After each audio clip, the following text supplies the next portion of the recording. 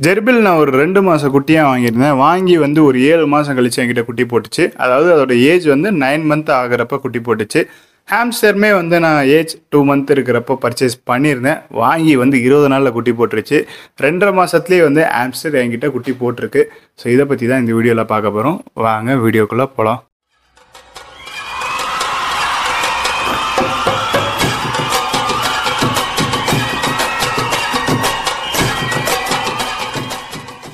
So ரோடோன்ட்டில் வந்து பார்த்தீங்கன்னா என்கிட்ட 2 தான் இருக்குது. ஒன்று வந்து ஜெர்பில், இன்னொன்று இப்போ டுவாஃப் ஹாம்ஸ்டர் வாங்கியிருக்கேன். இது வாங்கி ஒரு 25 நாள் அவ்வளோதான் இருக்கும்.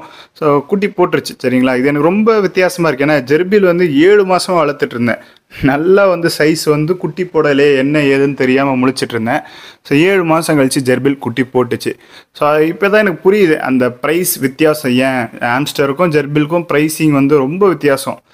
ஜெர்பில் அவ்வளோ காஸ்ட்லியாக இருக்கும். ரீசன் என்ன அப்படின்றது இப்போ தான் புரியுது.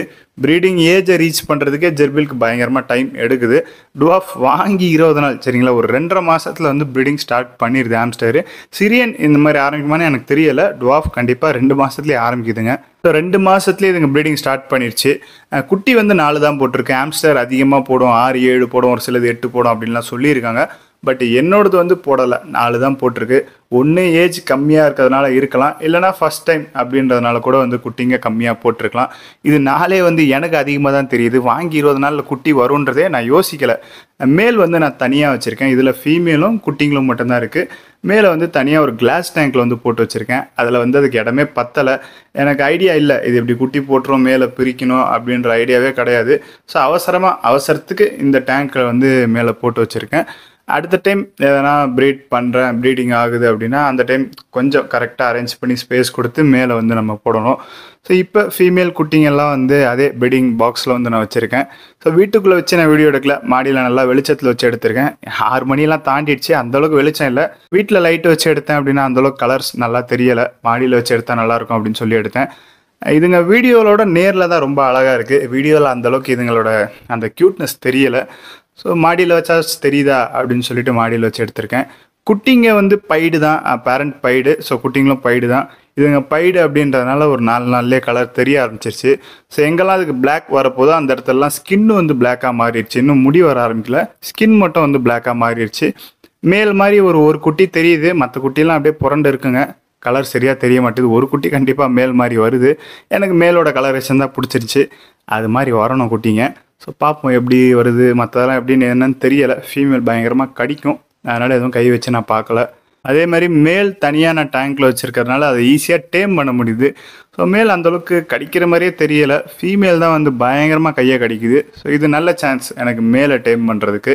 ஃபீமேல் டேம் பண்ண முடியாதுதான், ரொம்ப கஷ்டம், அந்தளவுக்கு கடிக்குது. ஸோ மேலே வந்து தாராளமாக டேம் பண்ணலாம். இது இந்த ஹாம்ஸ்டர் பேரில் மட்டும்தானா இல்லை டுவாஃப் ஹாம்ஸ்டரில் மேல்லாம் கடிக்காதா அப்படின்றது எனக்கு தெரியலை. இந்த பேரில் மேல் கடிக்கலை. ஜெர்பில்லையுமே அப்படி தான். எனக்கு வந்து மேல் தான் நல்லா பழகும். ரெண்டுமே வந்து கடிக்காது ஜெர்பில்ல. பட் கையில் எது வந்து நல்லா இருக்கும், ஹேண்ட்லிங் வந்து எது ஈஸியாக இருக்கும் அப்படின்னா மேல் தான். ஸோ இந்த விதத்துலேயும் வந்து ஜம்ப் பண்ணி ஓடுறது அதெல்லாம் வந்து மேக்ஸிமம் மேல் பண்ணாது. ஃபீமேல் கையிலேயே நிற்காது, ஓடிக்கிட்டே இருக்கும். ஸோ ஜெர்பில்லுமே வந்து மேல் தான், டேமிங்கில் கொஞ்சம் ஈஸியாக இருக்கும். ஜெர்பிலுமே வந்து கன்சீவாக தான் இருக்குது. வயிறு நல்லா மூட்டை சைஸில் கிடக்குது. அது எத்தனை குட்டி போட போது தெரியலை. இன்னும் ஒரு 3 days இல்லை 2 days அதுக்குள்ளே வந்து குட்டி போட்டுரும். அந்தளவுக்கு வயிறு நல்லா ஃபுல் சைஸுக்கு வந்துருச்சு அப்படின்னாலே ஒரு 2 days 3 daysல வந்து கண்டிப்பாக குட்டி போட்டுரும். அந்த ஸ்டேஜில் தான் இப்போ இருக்குது. ஸோ ரெண்டுமே குட்டி போட போதுங்க.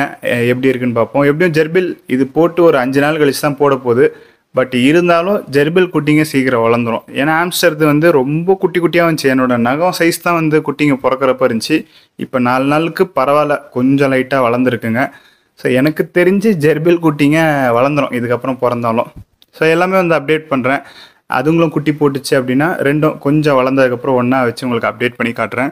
இப்போதைக்கு ஹாம்ஸ்டருக்கு ஃபீடிங் அப்படின்றப்ப எனக்கு ஜெர்பிலுக்கு என்னென்னலாம் போடுறனோ அதே தான்.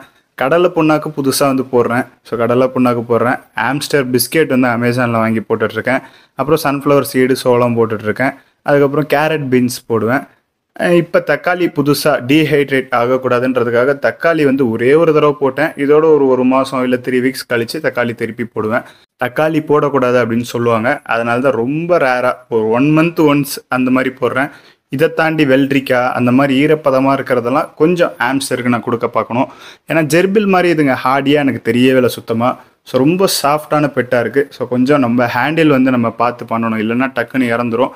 ஸோ மேல் ரிமூவ் பண்ண காரணம் என்ன அப்படின்றத சொல்கிறேன். எனக்கு இது எல்லாமே வந்து கைட் பண்ணது ஓசூரில் இருக்கவர் தான். ஸோ அவர் கைட் பண்ணதை வச்சு தான் எல்லாமே வந்து பண்ணிகிட்ருக்கேன். குட்டி போட்ட உடனே வந்து மேலே ரிமூவ் பண்ண சொல்லிட்டாரு. ஸோ ரீசன் வேறு ஒன்றும் இல்லை, உடனே வந்து மேட் பண்ணிடும். அடுத்த பேட்ச் அடுத்த 1 மாதத்துல திருப்பி குட்டி போட்டுரும். ஸோ அது வந்து ஃபீமேலை வீக் பண்ணும். சென்னை வெயில் வேறு ரொம்ப மோசம். இங்கே சென்னை வெயிலுக்கு தாங்குமா அப்படின்றதும் டவுட்டு தான். இதுங்க ஓசூர்லேருந்து வந்த பேர். ஸோ அங்கே இருக்கிற கிளைமேட்டுக்கும் இங்கேக்கும் வர நிறைய சேஞ்சஸ்ஸு. இப்போ பக்கத்தில் ஒரு ஃப்ரெண்டோட ஃபீமேலுமே வந்து இறந்துருச்சு. அவரும் டுவாஃப் ஹாம்ஸ்டர் தான். ஸோ அவருக்கு வந்து டீஹைட்ரேட் ஆகி இறந்துருச்சு. அதனால தான் இந்த தக்காளி நான் போட ஆரம்பித்ததெல்லாம் வந்து டீஹைட்ரேட் ஆகக்கூடாது அப்படின்றதுக்காக தான். எப்பயும் தண்ணி உள்ளே இருக்கும். ஸோ பட்டு டீஹைட்ரேட் உணவு வழியாக தண்ணியை கொடுப்போம் அப்படின்னு சொல்லிட்டு தான் கொடுத்துட்ருக்கேன். ஓகே பார்ப்போம். அவரது வந்து குட்டி போட்டுட்டு டீஹைட்ரேட் ஆகி ஃபீமேல் இறந்துருச்சு. குட்டிங்களை வேறு பேரண்ட் கிட்ட விட்டு அப்படியே பார்த்துக்கிறாரு. ஓகே, ஓரளவுக்கு அவருக்கு செட் ஆயிடுச்சு. அந்த மாதிரிலாம் எனக்கு ஆகக்கூடாது தான், கொஞ்சம் பார்த்து வச்சுக்கிறேன். சரி, ஓகே. ஸோ இந்த வீடியோவில் தான். இந்த வீடியோ பிடிச்சிருந்தா லைக் பண்ணுங்கள். வேறு ஏதாச்சும் வீடியோ பண்ணணும்னு கீழே கமெண்ட் பண்ணுங்கள். பை.